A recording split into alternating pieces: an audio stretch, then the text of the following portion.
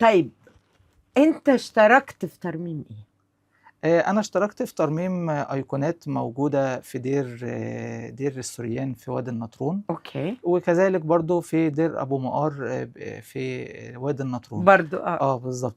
ما هناك مجموعة وادي النطرون دي من الأديرة من الأديرة جديدة القديمة والجميلة. جديدة بالظبط. يعني فطبعا يعني هو بالإضافة طبعا احنا في مجال في الكلية بنعلم الولاد الترميم، كل أنواع الترميم. يعني احنا سواء الترميم الأيقونات، المخطوطات، المومياوات، العظم، العاج، الحاجات دي كلها. طبعا أنا بلاقي كمان إن من أصعب الحاجات البرديات، لفائف البردي. برديات طبعا.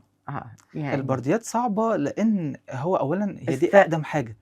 وإنك تقدر يعني ترممها ازاي، فهي بس فكرة الحفاظ على ما يوجد متهيألي صح؟ بالظبط. وفكرة الأحبار اللي استخدمها والألوان والحاجات دي كلها حاجات برضو بتحتاج دراسة كبيرة.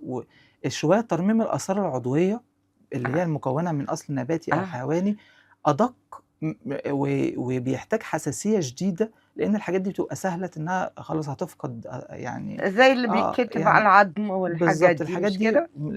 مع زيادة التلف ممكن نفقدها خالص. اه لكن شوية الآثار الغير عضوية بتبقى متحملة زي الحجر والحاجات الأحجار أو المعادن أو طبعا الحاجات دي بتحتمل شوية. فالآثار العضوية بتحتاج حساسية شديدة، وبتحتاج إن إحنا نبقى كير جدا في كل خطوة إحنا بنعملها، وكل الخطوات دي بتبقى مسجلة. إحنا بنبقى عاملين حاجة اسمها التسجيل والتوثيق، مسجلين كل حاجة بالبرامج. اتعملت طبعا كل فحصت حاجة ازاي طبعا، وابتديت تعالج ازاي، والصور بتاعة المراحل كلها، علشان تبقى هيستوري للأثر ده.